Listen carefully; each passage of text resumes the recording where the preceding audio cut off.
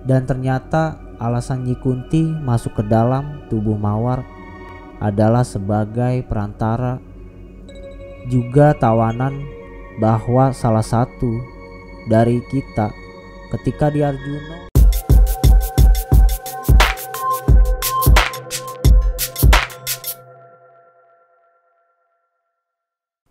Assalamualaikum warahmatullahi wabarakatuh. Kembali lagi bersama Urban Misteri. Dan terima kasih buat sahabat Urban yang sudah mengklik video ini. Di episode kali ini seperti biasa, saya akan membacakan sebuah cerita yang berasal dari web urbanhikers.id yang dikirim langsung oleh narasumber kita yang bernama Desi Yuwafi. Gimana keseruannya? Langsung saja saya akan membacakannya.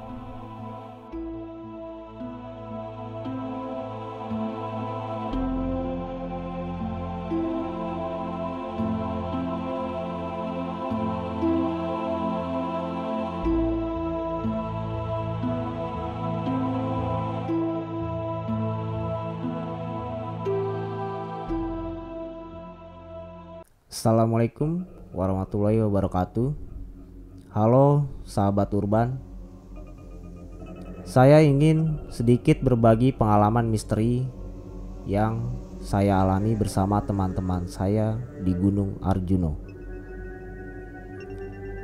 Kami berangkat bersepuluh ketika itu.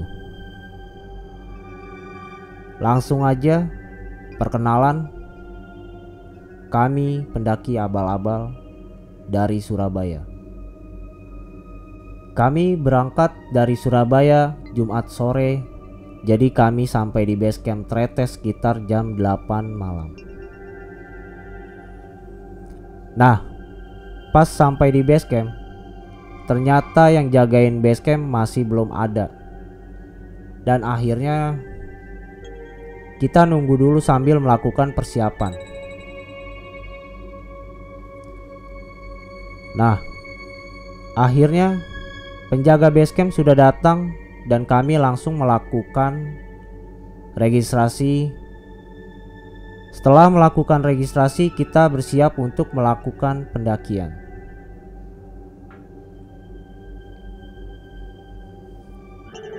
Di situ kita berdoa sebelum memulai pendakian.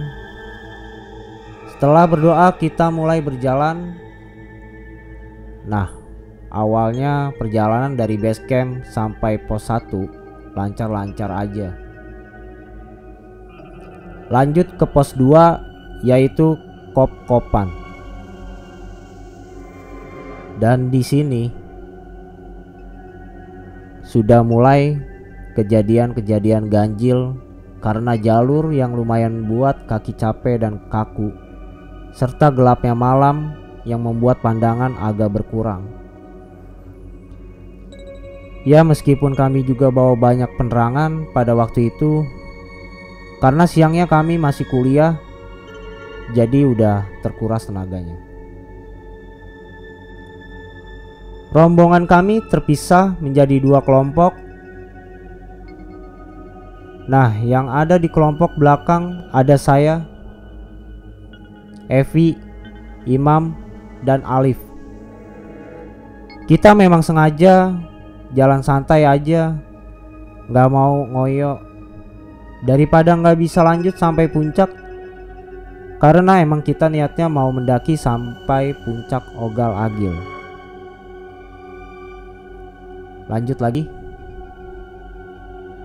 Di tengah perjalanan, setelah saya melewati makam yang ada di kiri jalan, tiba-tiba ada mas pendaki dari rombongan lain yang jalan mendahului. Dalam hati saya senang karena ternyata masih ada pendaki lain yang jalan selain rombongan kami malam itu.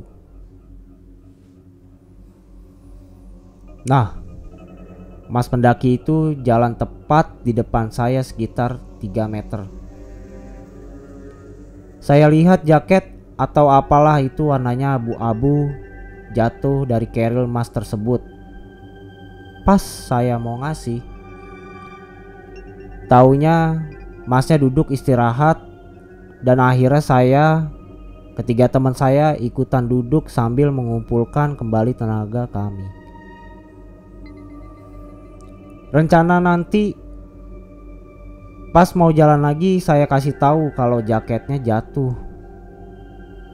Pas sudah mau jalan, saya bilang, "Mas, tadi jaketnya jatuh tuh di situ." Saya sambil nunjuk ke arah jaket yang tadi jatuh. Dan setelah dicari, gak ada apapun dan gak ada jaket yang jatuh. Oke lah, mungkin itu cuma imajinasi saya karena sudah lelah. Singkat cerita, saya sampai di Kopan dan mencari kelompok kami. Di sana mereka sudah mendirikan tenda dan sudah melakukan aktivitas memasak. Jadi saya dan ketiga teman saya tinggal menikmati. Keesokan harinya setelah memasak dan berfotoria sekitar pukul 8 pagi, kami mulai beres-beres dan melanjutkan pendakian ke pos 3, yaitu Pondokan. Kita berjalan seperti biasa, terus salah satu teman saya bilang kalau dengar kayak suara jeep. Terus kami mikir, mana mungkin lah jeep bisa naik ke sini. Orang jalannya aja terjal banget. Batunya aja segede kulkas. Mungkin suara dari perkampungan yang kebawa angin ke atas sini. Dan gak lama bilang gitu, jeep itu pun nongol di belakang kita. Dan kita pun girang bukan main, karena kami lupa kalau jalur tretes itu suka dilewatin jeep buat ambil belerang dari Gunung Wilerang. Salah satu teman saya melambaikan tangan terus bilang, Mas nebeng." Dan ternyata mas-masnya jeepnya pun berhenti dan benar-benar mau nebengin kita. Alhamdulillah, rezeki anak soleh. Akhirnya kami yang cewek-cewek naik jeep dan yang cowok tetap jalan, tapi carry-nya kita naikin ke jeep. Singkat cerita, di tengah-tengah perjalanan jeepnya terhenti dan naikin seorang bapak-bapak, dan ternyata bapak-bapak itu adalah salah satu penjual di warung yang ada di pos Pondokan. Sampai di pos Pondokan kita sekitar jam 12:30 siang. Kami leyeh-leyeh dan ngobrol-ngobrol sambil nunggu teman-teman cowok yang belum kelihatan batang hidungnya. Di situ kami sholat zuhur, makan siang, dan ngopi di warung bapak yang tadi ketemu di jeep tadi. Jam 3 sore waktu setempat, kami pamit ke bapak penjual warung dan melanjutkan perjalanan menuju area camp di dekat lembah Kidang. Di sana sudah banyak tenda para pendaki yang sudah berjajar rapi. Langsung aja kami dirikan tenda, kemudian bikin makanan dan ngobrol-ngobrol beserta berfotoria. Sekitar jam 11 malam kami bangun dan mempersiapkan summit. Kami sengaja summit malam karena pengen lihat sunrise-nya Gunung Arjuno. Sesudah persiapan summit, kita berdoa dan mulai melakukan perjalanan. Pas di lembah Kidang, itu antara halusinasi dan enggak, saya mendengar ada suara perempuan ketawa-ketawa yang agak-agak serem. Tapi saya abaikan dan saya hanya menunduk ke bawah. Gak berani lihat kiri kanan karena gelap banget. Yang pernah ke Arjuno pasti tahu Lembah Kidang kalau malam seremnya kayak apa. Nah, pas mulai masuk Alas Lalijiwo, kita kebingungan nyari jalur karena emang gelap banget dan sepi banget karena nggak ada pendaki lain selain kami bersembilan. Setelah beberapa menit kami menemukan jalan setapak dan kami merasa lega karena kami pikir itu adalah jalur menuju puncak. Setelah kami menelusuri jalur tersebut, kok saya merasa aneh. Karena lama-kelamaan kita kayak masuk ke hutan dan salah satu teman saya terpaksa membuat jalur, yaitu dengan memotong beberapa semak belukar biar bisa kita lewati. Karena nggak segera menemukan titik terang, akhirnya kita berjalan ke kiri dan sampailah kita di sebuah jalan, bukan jalan sih, kayaknya yang banyak batunya dan batunya segede-gede gajah pokoknya. Dengkul ketemu muka deh, yang ternyata itu adalah jalannya lahar dari puncak. Oke, kita terus menelusuri jalan itu lama banget tapi nggak menemukan tanda-tanda puncak. Akhirnya sampai persediaan air kami tinggal separuh botol dan kami melakukan diskusi kalau kita nggak bisa meneruskan perjalanan menuju puncak semua. Dan akhirnya 4 dari kami memutuskan menunggu di tempat itu, termasuk saya, dan yang lain tetap menuju puncak. Karena kami berempat berpikir kalau kita berempat masih kemungkinan untuk mendaki ke sini lagi.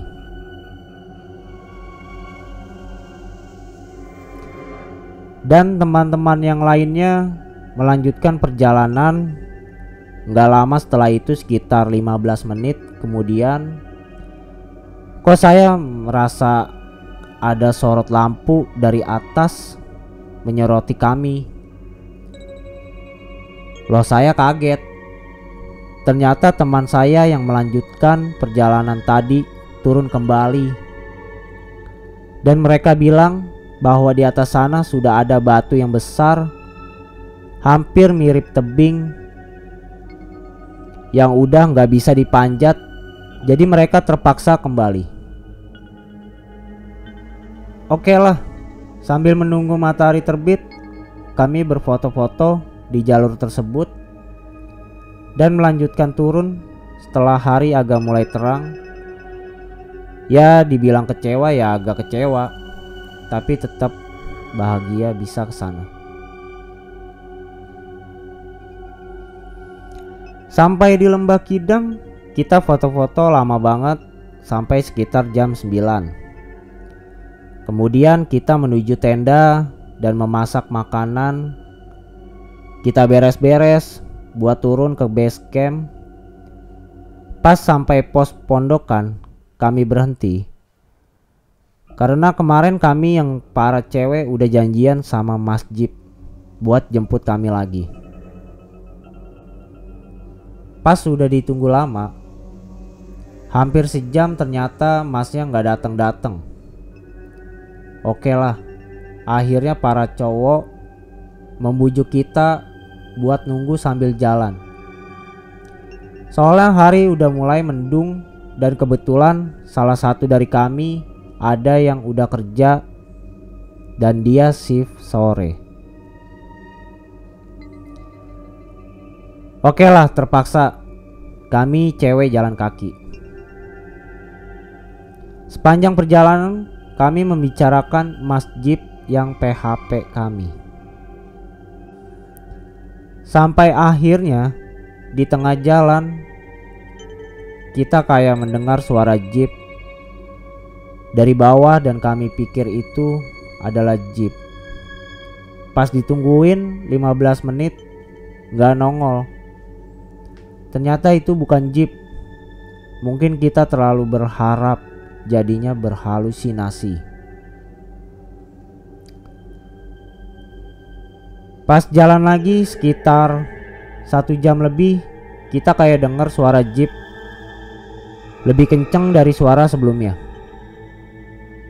Seakan-akan jeepnya itu 5 meter di depan kami, sampai kami itu yang awalnya jalan di tengah jalan jadi minggir semua karena takut ketabrak, dan ternyata tetap gak ada yang lewat. Ya Allah, suara apa ya tadi itu? Ya udah, kami tetap jalan dan mengabaikan suara jeep itu. Pas sampai di pos kop-kopan, kami mengambil air dari sumber air di situ dan melakukan perjalanan lagi. Kali ini rombongan kami terpisah jadi 2 karena salah satu 3 teman cowok saya jalan duluan. Mungkin dia mengejar waktu biar gak telat buat kerja. Oke, tim kedua itu ada saya dan kami jalan santai sambil sesekali beristirahat, ngegosipin dosen di kampus yang suka bikin mahasiswanya jengkel. Lanjut cerita, karena mungkin kaki saya sudah lelah, jadi saya kepleset dan jatuh ke tanah. Saking keenakannya, jatuh sampai duduk, males bangun. Nah, teman saya bilang, wes, lunggu sek leren. Artinya udah duduk dulu, istirahat. Tapi kedua teman cewek saya yang jalan paling depan kayaknya nggak tahu kalau kami berhenti karena mereka memang jalan depan. Kami agak jauh, tapi nggak jauh banget. Kami lanjut jalan dan di sebelah kiri ada jalur alternatif. Salah satu teman saya meminta untuk lewat jalur itu. Siapa tahu emang lebih dekat. Pas kita coba, ternyata lebih dekat. Pas ada jalur alternatif, kita lewat lagi dan berhasil. Dan yang ketiga, ada jalur alternatif lagi. Dan di situ perasaan udah gak enak banget. Tapi teman saya tetap maksa buat lewat situ, dan akhirnya kita lewat situ.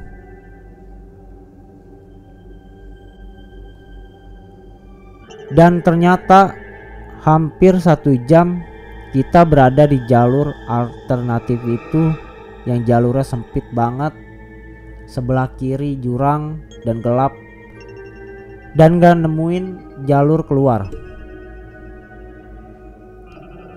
Tapi teman saya tetap memaksa buat lewat situ.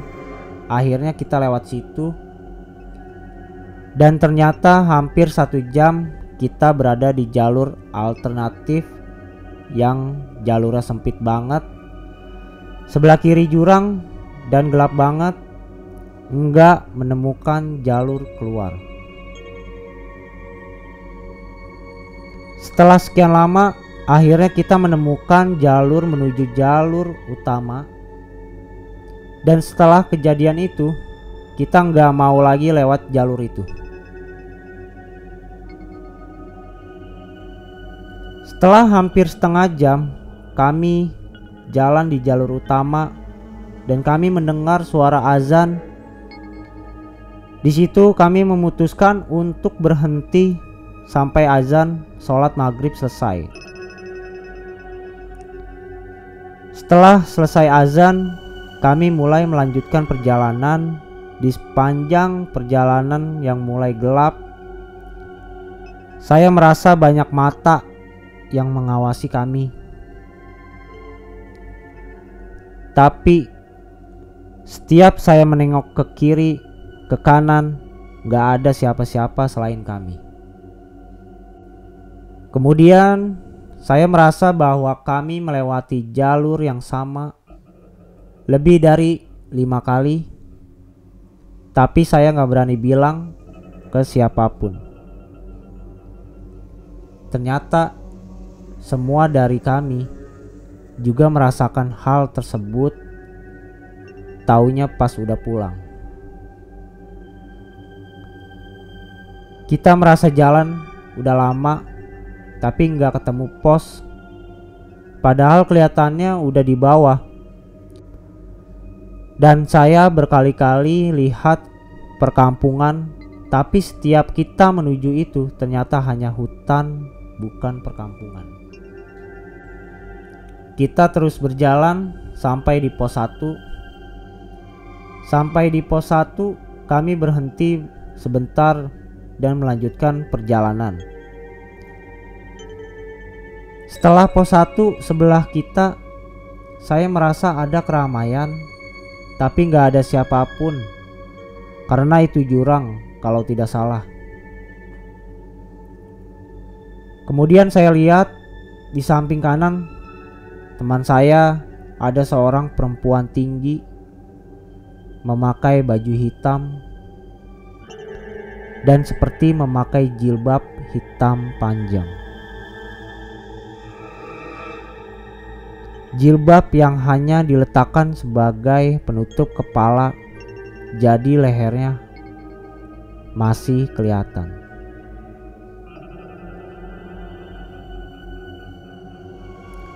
Pas saya lihat ada makhluk itu, langsung saya gandeng teman cewek di sebelah saya dan saya nggak berani lihat ke belakang lagi.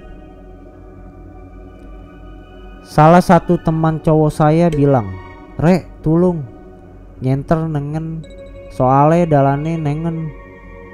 Artinya, "Rek, tolong senternya diarahkan ke kanan, karena setelah ini jalurnya kita belok kanan."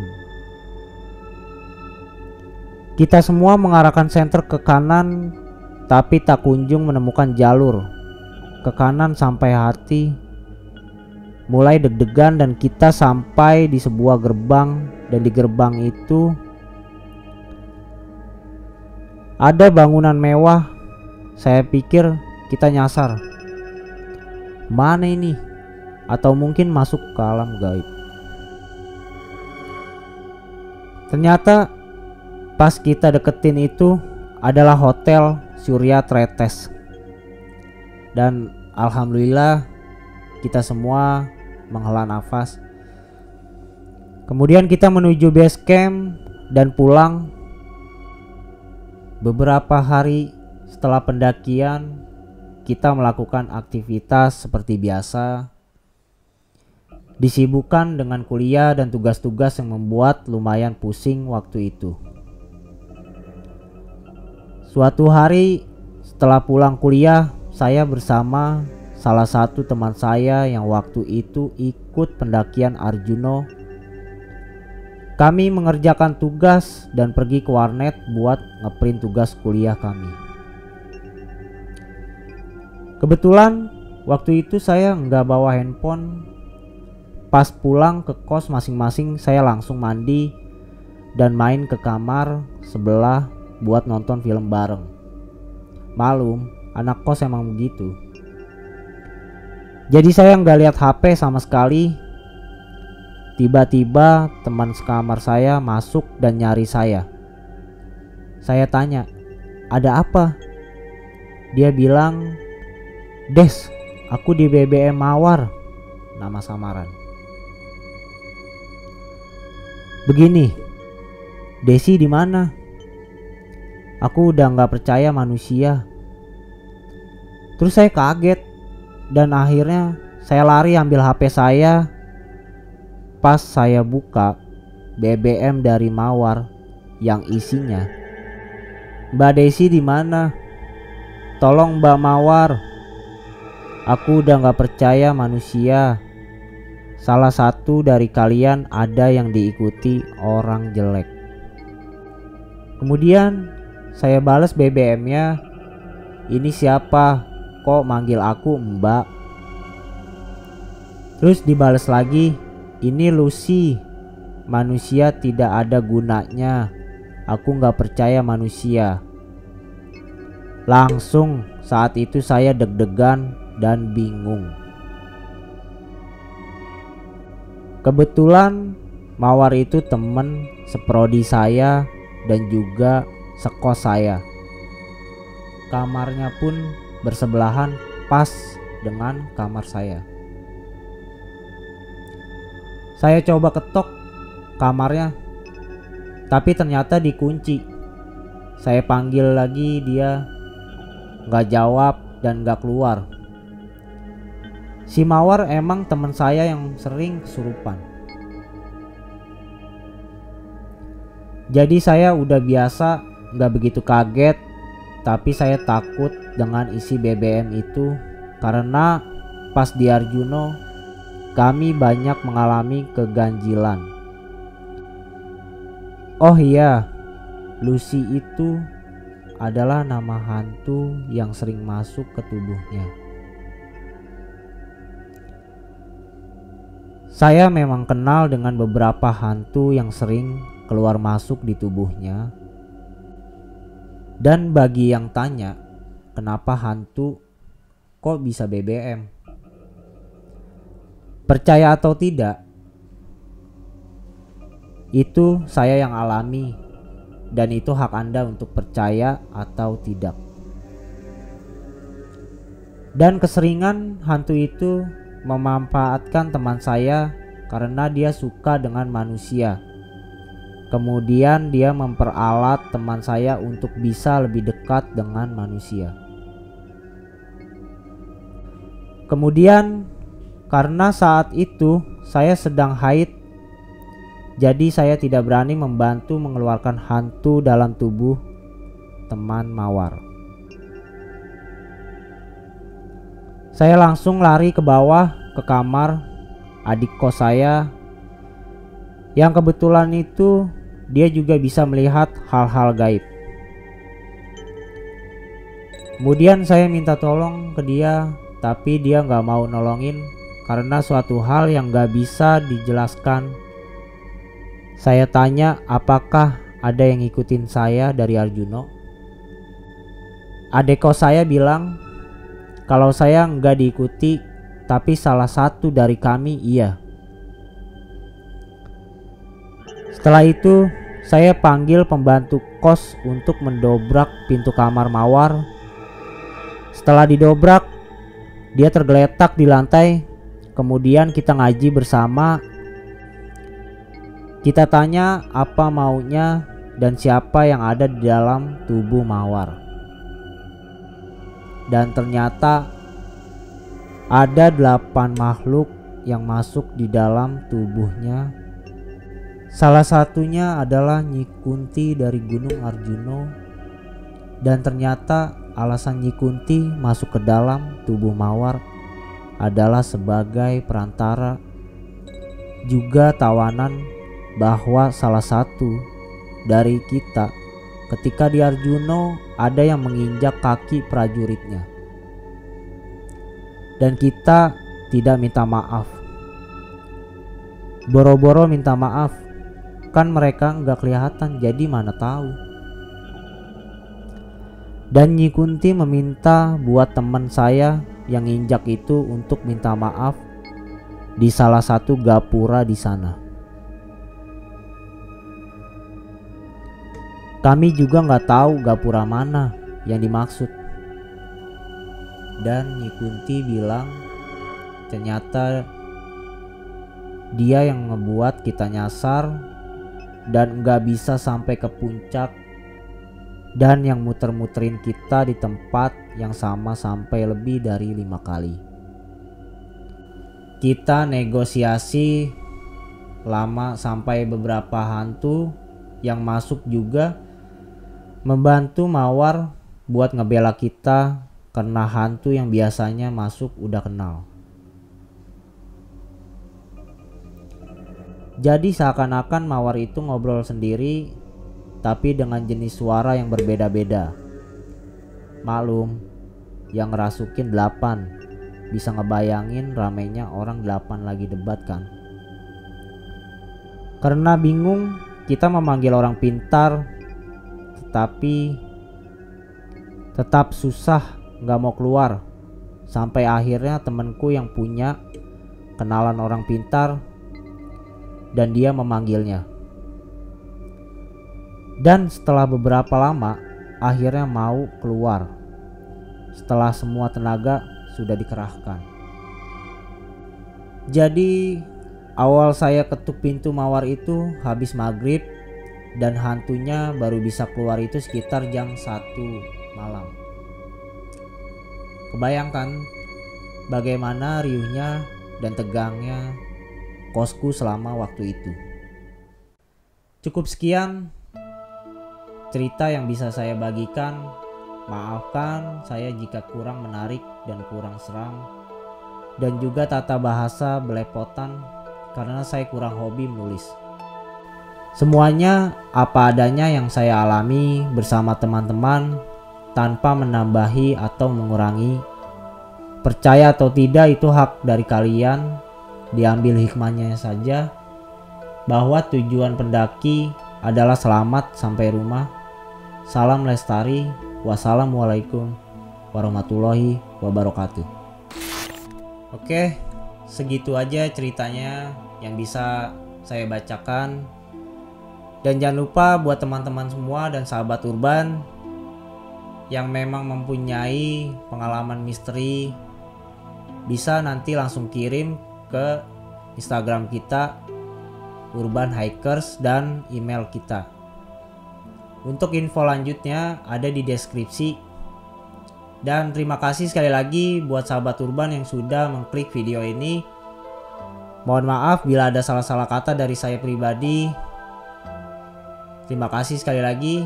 Wassalamualaikum warahmatullahi wabarakatuh.